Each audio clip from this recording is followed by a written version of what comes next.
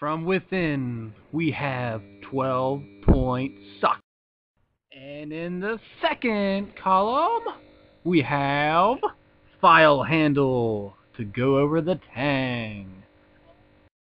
Moving on down, we have an assortment of chisels and in today's fast-paced world, you need all kinds of pliers, hex keys, an assortment of hex keys, there's that word again, and all kinds of drivers, screwdrivers.